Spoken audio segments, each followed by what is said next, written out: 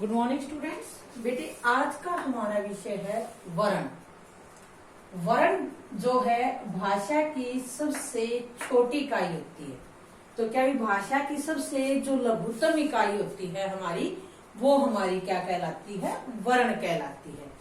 अब भाषा जो है हमारे, उसके 4 कौशल होते हैं बेटे, बोलना, सुनना, पढ़ना और लिखना।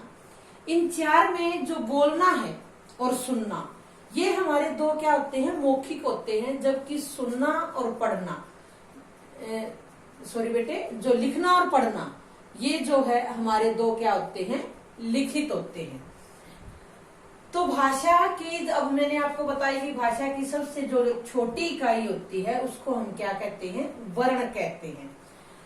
तो भाषा की वह छोटी से छोटी ध्वनि जिसके खंड या टुकड़े नहीं किए जा सकते, उसे हम क्या कहते हैं? वर्ण कहते हैं। वर्ण जिस प्रकार से हमारे ए, आ, ई, ये सारे के सारे हमारे क्या हैं? वर्ण कहते हैं। और जब इन वर्णों को हम क्रमबद्ध और व्यवस्थित तरीके से लगाते हैं तो वो हमारा क्या कहलाती है? वर्णमाला। तो वर्णों या ध्वनियों के क्रमबद्ध समूह को हम क्या कहते हैं? वर्णमाला। और हिंदी वर्णमाला में जो है हमारे 52 जो है वो वर्ण होते हैं। अब जो वर्ण होता है बेटे, वो उच्चारित और जो है हमारी लिखित दोनों रूपों का जो है वो प्रतीक है। लिखने के भी और बोलने के भी दोनों ही रूपों का वर्ण जो है वो प्रतीक है। अब वर्ण के जो है बेटे हमारे 2 भेद होते हैं। एक होता है स्वर और दूसरा होता है हमारा व्यंजन। अब स्वरों की जो संख्या होती है हमारी, वो 11 होती है और जो व्यंजन होते हैं वो हमारे 33 होते हैं। तो पहले आज जो है हम स्वरों के बारे में पढ़ेंगे। तो स्वर जिन वर्णों के उच्चारण में, उच्चारण यानी बोलने में, वायु बिना किसी रुकावट के मुख से निकले वे स्वर कहलाते हैं। यानी कि जो वायु हमारे मुख से जो हवा निकलती है वो बिना रुकावट के, बिना किसी अवरोध के जो है वो मुख से निकलती है, उसे हम क्या कहते हैं? स्वर कहते हैं। अब ए, आ, ई, उ, री, ए, ऐ, ओ, औ, ये हमारे 11 क्या है? स्वर है। अब इसके अलावा 2 का जो है और हम इसके साथ प्रयोग करते हैं। एक होता है अंग और दूसरा होता है हमारा ए। जो ये अंग होता है ये हमारा अनुस्वार होता है और जो ए होता है ये हमारा क्या होता है? विसर्ग होता है। इसका प्रयोग जो है हम तत्सम के 2 शब्द होते हैं वहां पर इसका प्रयोग करते हैं का, और इसका उच्चारण जो है वो है की तरह इसका उच्चारण किया जाता है। इस प्रकार से प्रत्यय, अतय इत्यादि। और इन दोनों को हम क्या कहते हैं बेटे? अयोगवा। इन दोनों को हम अयोगवा कहते हैं। उसके बाद जो है हमारा नेक्स्ट आता है कि जो स्वर है उसके भी आगे हमारे 2 भेद हो जाते हैं स्वर के भी। तो एक होता है हमारा ह्रस्व स्वर और दूसरा हमारा होता है दीर्घ स्वर। तो ह्रस्व स्वर के भी फिर कितने भेद हो गए हमारे? 2 भेद।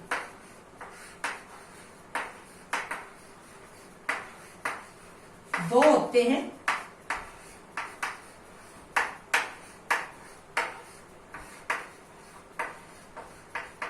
एक होता है हमारा ह्रस्व स्वर और दूसरा होता है हमारा दीर्घ स्वर। जो ह्रस्व स्वर होता है उसको मूल स्वर भी कहते हैं। ह्रस्व को मूल स्वर भी जो है कहते हैं।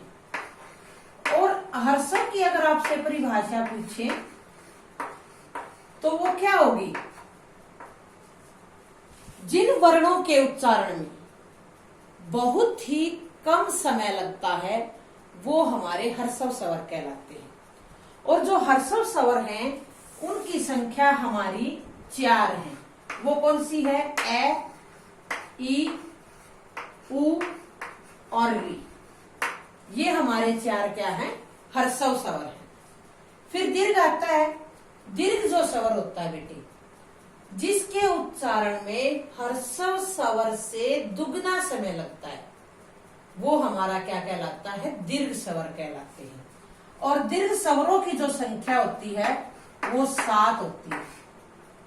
वो कौन कौन से होते हैं हमारे, आ, ई, उ, ए, आई, ओ और औ। ये जो है हमारे 7 क्या है, दीर्घ हैं, जिनके उच्चारण में हर्षव स्वर से जो है दुगना समय लगता है। अब जो है ये तो आ जो है वो किससे बना है हमारा, ए और ए से हमारा क्या बनता है, आ बनता है। ये दीर्घ संधि के एग्जाम्पल हो जाते हैं। मगर ये जो 4 हैं इनको हम संयुक्त स्वर भी कहते हैं। संयुक्त स्वर या संध्या स्वर जो है इनको हम कहते हैं। ए, आई, ओ और औ, ये हमारे संयुक्त स्वर हैं। अब इनको हम संयुक्त क्यों कहते हैं, क्योंकि जो है ये दो भिन्न स्वरों के संयोग या संधि के कारण बने होते हैं। क्योंकि ये दो स्वरों भिन्न स्वरों के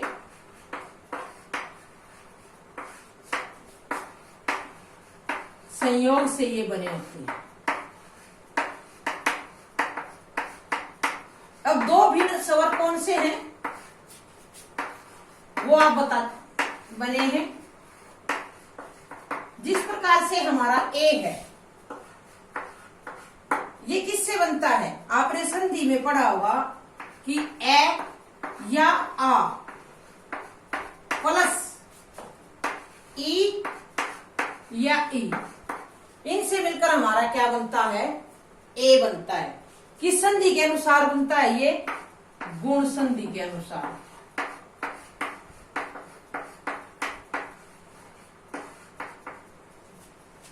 उसी प्रकार से फिर हमारा जो ये है ओ है, ये भी हमारा किससे बनता है, ए या आ प्लस में उ या उ, ये भी हमारा किसका संधि के अनुसार बनता है, गुण संधि के अनुसार। क्योंकि दो भिन्न स्वर हो गए बेटे, एक ए है या आ है, उसके साथ अलग से अगर ये ए और आ होते तो ये क्या हो जाते, सहजातीय एक जाति के हो जाते। ये दो अलग अलग है, ये भिन्न जाति के हैं, तो ये क्या हो गए, दो अलग अलग विजातीय के हैं। तो ये ओ है हमारा, तो और ये उ है, उसी प्रकार ये भी हमारा क्या हो गया, गुण संधि के अनुसार। फिर आई है हमारा, ये किससे बनता है, अगर पहले हमारे पास ए है या आ है,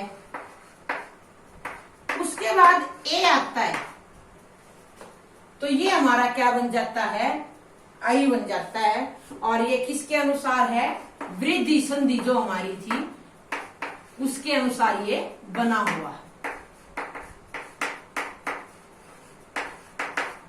उसी प्रकार से फिर हमारा औ है, तो ये भी इसी प्रकार से है कि अगर हमारे पास पहले ए है या आ है, उसके बाद हमारे पास ओ है, तो ये हमारा औ बन जाता है। ये भी हमारा वृद्धि संधि का के अनुसार बना हुआ है।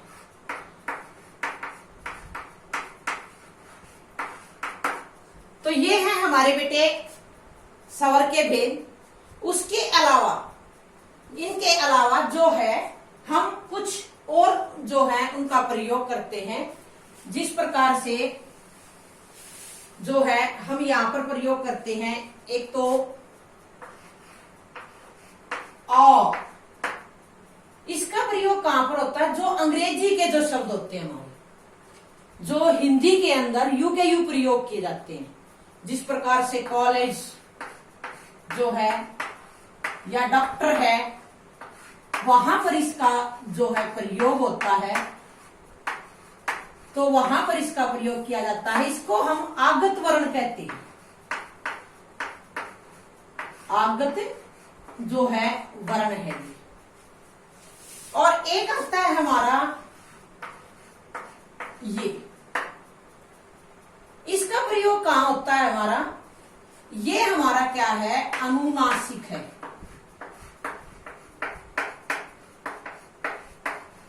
जहां पर शब्द के ऊपर मात्रा का प्रयोग होता है वहां पर तो हम क्या किसका प्रयोग करते हैं, अनुस्वार का। और जहां पर मात्रा का प्रयोग नहीं होता वहां पर हम इसका प्रयोग, अनुनासिक का प्रयोग, जैसे चांद, आंख इत्यादि। तो ये बेटे आज का हमारा जो है वर्ण का चैप्टर है।